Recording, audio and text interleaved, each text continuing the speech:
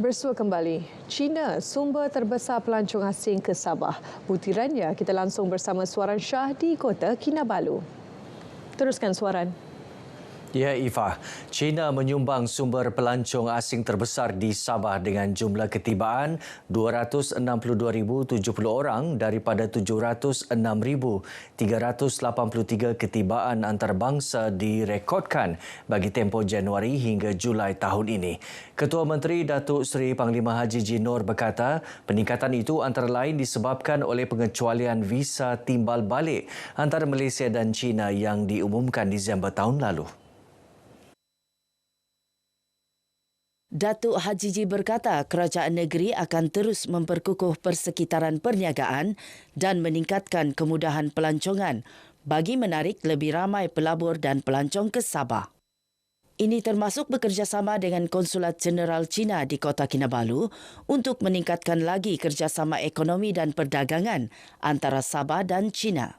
Beliau yakin hubungan dua hala Malaysia dengan China akan berterusan dalam pelbagai bidang, antaranya perdagangan, pelaburan, pendidikan, kebudayaan dan pelancongan. Datuk Haji Ji berucap dalam majlis resepsi ulang tahun ke-75 Penubuhan Republik Rakyat China di Kota Kinabalu. Majlis dihadiri Yang di-Pertuan Negeri Tun Dr. Johar Datuk Mahiruddin dan isteri Topuan Hajan Nurlida Tan Sri RM Jasni. Hadir sama Konsulat Jeneral Republik Rakyat China di Kota Kinabalu, Dr. Huang Shifang. Majlis diserikan lagi dengan acara memotong kek ulang tahun disempurnakan Tun Dr. Johar. Pelajar Sabah yang melanjutkan pengajian di luar negara diingatkan supaya memberi tumpuan sepenuhnya kepada pelajaran mereka dan tidak terlibat dalam sebarang aktiviti ekstremis atau fahaman tidak betul. Exko Pendidikan dan Hal Ehwal Agama Islam Negeri Datuk Dr. Muhammad Arifin Muhammad Arif berkata mereka juga perlu sentiasa menjaga nama baik negara. Datuk Dr. Muhammad Arifin menyatakan demikian selepas program penghantaran 14 pelajar Sabah yang melanjutkan pengajian di Mesir dan Jordan di lapangan terbang antarabangsa Kota Kinabalu. Beliau juga menasihatkan pelajar Sabah sentiasa berhubung dengan Persatuan Pelajar dan Penyelaras Pelajar yang ditempatkan di Mesir dan Jordan bagi mendapatkan sebarang bantuan dan nasihat. Mereka pertama sekali ambil peluang ini untuk mengisi dada dengan ilmu pengetahuan. Di sana banyak ulama, banyak ilmuwan, banyak pakar dekat dengan persatuan-persatuan pelajar. Kita ada Persatuan Pelajar Sabah di sana dan kita ada penyelaras di sana, pegawai yang dihantar oleh Yayasan Sabah, oleh Kerajaan Negeri untuk menyelaras anak-anak kita di Mesir, di Jordan dan di Arab Saudi. Sementara itu, dua pelajar yang akan melanjutkan pengajian di Mesir dan Jordan berasa syukur dan gembira dapat melanjutkan pengajian dalam bidang yang diminati. Saya amat gembira dapat melanjutkan pelajaran ke sana dan dapat membanggakanlah kedua ibu bapa saya. Saya mau jadi ustazah sebenarnya. Saya pilih Usuluddin sebab Usuluddin ni antara bidang yang kita perlu belajar bersama ustaz tu sendirilah. Sebab itu ilmu yang sangat terhad, sangat berat lah. Jadi kalau mau belajar di luar, belajar sendiri susah lah. Jadi kena belajar dengan ustaz yang sangat pakar lah. Saya tidak ada masalah. Memang saya menggalakkan. Sebab anak-anak ni memang dia tidak akan selamanya dengan kita pun. Saya memang galakkan 100% lah. Kita. Dalam program ini, Datuk Dr. Muhammad Arifin turut menyerahkan sumbangan tiket penerbangan dan wang saku daripada tabung zakat MUIS bernilai RM106,871 kepada 14 pelajar terlibat. Sehingga September tahun ini, Kerajaan Negeri melalui MUIS telah memperuntukkan RM18 juta untuk memberi pelbagai bantuan pendidikan kepada pelajar dalam dan luar negara.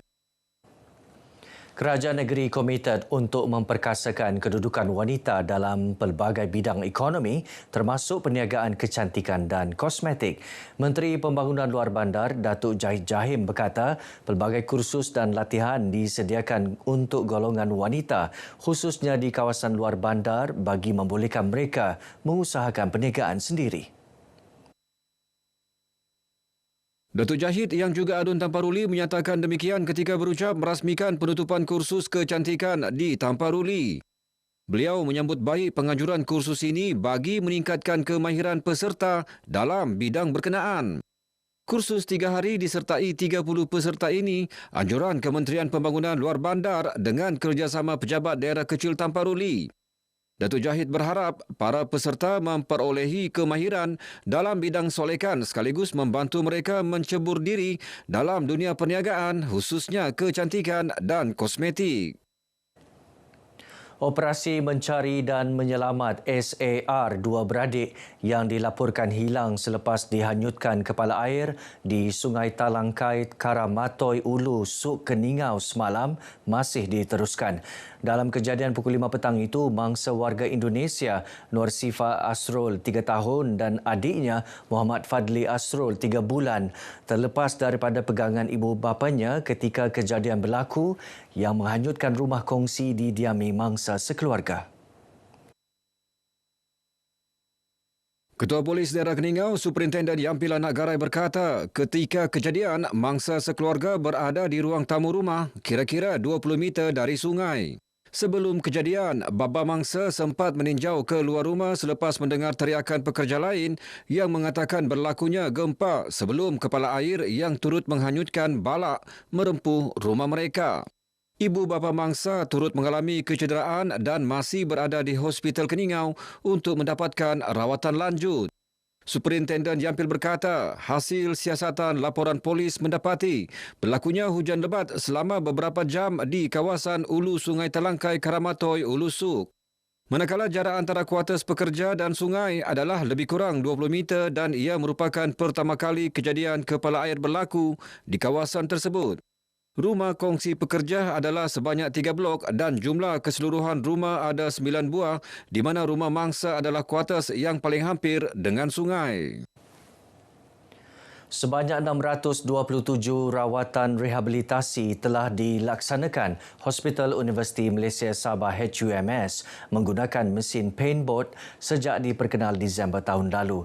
Naib Chancellor UMS Profesor Datuk Dr. Kasim Mansur berkata, berdasarkan statistik penggunaan, ia menunjukkan keperluan tinggi untuk rawatan menggunakan teknologi moden. Datuk Dr. Kasim berkata ia adalah satu pencapaian yang signifikan dan positif serta keberkesanan dalam pengurusan kesakitan. Justru mengukuhkan kedudukan Hospital UMS sebagai sebuah pusat rawatan bukan sahaja menyediakan kemudahan moden tetapi sentiasa berkembang mengikut teknologi perubatan terkini.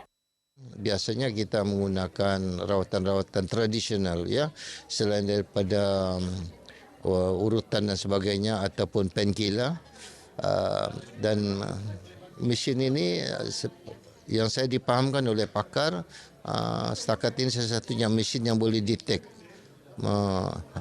kawasan-kawasan yang sakit dan juga merawat dalam masa yang sama, dalam masa yang sangat singkat.